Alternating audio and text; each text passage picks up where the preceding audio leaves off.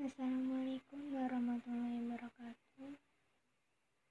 Hamdan wa syukronillah, salatu wassalamu ala rasulillah. Yang saya hormati Ibu Diah Mukminatul Hasimi selaku dosen pengampu mata kuliah fikih muamalah. Sebelumnya izinkan saya memperkenalkan diri. Nama saya Niswa Tundaniah dengan MPM 2051030354 dari Prodi Akuntansi Syariah semester 3 kelas B. Di sini saya akan mereview jurnal untuk pemenuhan tugas ujian akhir semester dengan berjudul Praktek Musaqoh dalam Masyarakat Aceh Utara dengan vol 2 dan diterbitkan pada tahun 2017. Karya Alimuddin, jurusan Hukum Tata Negara IAIN Malikus Saleh Nur Kusumawe. Abstrak. Tulisan ini bertujuan untuk memberikan penjelasan terhadap praktek masyarakat Aceh tentang sistem musaqoh, yaitu dengan cara memperkerjakan seseorang yang dapat dipercaya untuk menjaga, merawat, dan menyiram kebun dan lain sebagainya dengan perjanjian bagi hasil sesuai dengan persentase yang telah ditetapkan oleh kedua belah pihak. Lalu, penulisan ini difokuskan untuk kajiannya dalam praktek musaqoh di perkebunan. Selanjutnya, kesimpulan dari penelitian ini dapat ditarik kesimpulan yang pertama mengenai dasar hukum musaqoh yang terkonsentrasi pada praktek Nabi Muhammad SAW dalam pertanian di tanah Khaybar dengan seorang Yahudi. Yang kedua, dibenarkan memadukan musaqoh dengan muzaraah. Yang ketiga, dalam masyarakat Aceh, musaqoh sering dikenal dengan mawah, yaitu praktek meliputi kebun, sawah, dan peternakan. 4. Praktek musaqoh dalam masyarakat Aceh, terutama Aceh Utara, telah sesuai dengan konsep hadis dan pengembangan ekonomi Islam. Keywordnya sendiri yaitu praktek musaqoh dan perspektif hadis. Pendahuluan. Nanggroe Aceh Darussalam merupakan daerah agraris. Masyarakat Aceh pada umumnya berprofesi sebagai petani, baik di kebun maupun di sawah. Dari berbagai sistem pertanian dilaksanakan oleh masyarakat, diantaranya dengan sistem musaqoh, yaitu dengan cara memperkerjakan seseorang yang dapat dipercaya untuk menjaga, merawat, menyiram, dan lain sebagainya terhadap kebun dan ternak yang telah dimilikinya, dan dengan perjanjian bagi hasil sesuai dengan persentase yang telah ditetapkan di antara kedua belah pihak. Praktek ini sudah menjadi adat yang melekat dalam masyarakat Aceh. Dalam tulisan ini, ringkas penulis ingin menganalisa apakah praktek tersebut sesuai dengan hadis, apa yang menjadi syarat dan rukun musaqoh. Tujuan dari penulisan jurnal ini adalah untuk memberikan penjelasan terhadap praktek masyarakat berdasarkan petunjuk hadis. Pembahasan yang pertama, pengertian. Musaqoh sendiri berasal dari kata saqoh, yang artinya seseorang yang bekerja menyiram tanaman atau kebun orang lain. Pengertian musaqoh menurut istilah sebagaimana yang dirumuskan oleh Imam An-Nawawi dalam kitab Raudhah, yang artinya mempekerjakan seseorang manusia untuk mengurus pohonnya dengan menyiram dan merawat, dan hasil yang dirizkikan oleh Allah berupa buahnya dibagikan berdua. Pengertian yang juga didefinisikan oleh Syekh Saibuddin Al-Qujubi dalam kitabnya Al-Qujubi wal Ummiyah. Sedangkan Abdurrahman Al-Jaziri dalam kitabnya Fiqih Al-Muzahazil Arba'ah memberikan definisi musaqoh adalah akad untuk pemeliharaan pohon kurma atau tanaman lainnya dengan syarat-syarat tertentu. Dari berbagai penjelasan definisi di atas, dapat disimpulkan bahwa musyawarah adalah suatu akad atau kontrak pemilik kebun dengan pekerja untuk mengurus, merawat kebunnya dengan baik, dan perolehan hasil dibagi bersama sesuai dengan kontrak kerja. Yang kedua, dasar hukum. Dasar hukum musyawarah banyak ditemukan dalam hadis dengan berbagai macam redaksi tentang praktek yang dilakukan oleh Nabi SAW, juga diteruskan oleh para sahabat seperti Umar bin Khattab dalam musyawarah tanah Khaybar. Hal tersebut berdasarkan sumber hadis yang artinya dari Ibnu Umar radhiyallahu anhu, sesungguhnya Rasulullah SAW memperkerjakan penduduk Khaybar untuk menggarap tanah dengan bagian setengah dari hasilnya untuk penggarap, baik dari buahnya maupun tanamannya. Hadis riwayat muttafaqun alaih. Berdasarkan dalil di atas, jumhur ulama sepakat kebolehan melakukan akad musyawarah kecuali Abu Hanifah yang tidak memperbolehkannya. Yusuf Wardi menjelaskan, perkara musyawarah tersebut benar adanya dan sudah dikenal oleh umat Islam. Rasulullah SAW mempraktekkan musyawarah hingga wafat, kemudian diteruskan oleh Khulafaur Rasyidin hingga mereka wafat, kemudian dilanjutkan oleh Shu'aibul Bait. Tidak seorang pun dari Ahlul Bait yang ada di Madinah kecuali mengamalkannya. Istri-istri Nabi pun mengamalkannya setelah beliau wafat.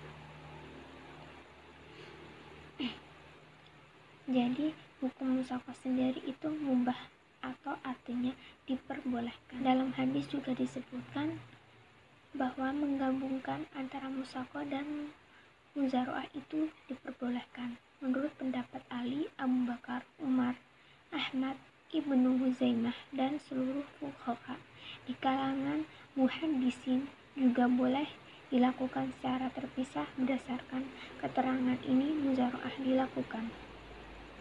Dalam syarah di atas ditegaskan bahwa musyawarah dan muzaraah dapat digabungkan dalam suatu kebun, dengan sebagian dikerjakan dengan musyawarah dan sebagainya dikerjakan dengan muzaraah. Selain itu pula, musyawarah dapat dilakukan tanpa harus dibatasi dengan waktu tertentu, karena hak untuk melanjutkan dan memutuskan kontrak pada pihak pemilik tanah. Dalam hal ini terjadi perbedaan pendapat di kalangan ulama. Jumhur ulama berpendapat bahwa musyawarah dan muzaraah harus ditentukan waktu yang sama dengan praktek ijarah. Bila tidak, maka tidak sah. Selanjutnya yaitu tentang syarat dan rukun musyawarah. Dalam setiap akad muamalah itu harus memenuhi beberapa syarat. Contohnya musyawarah.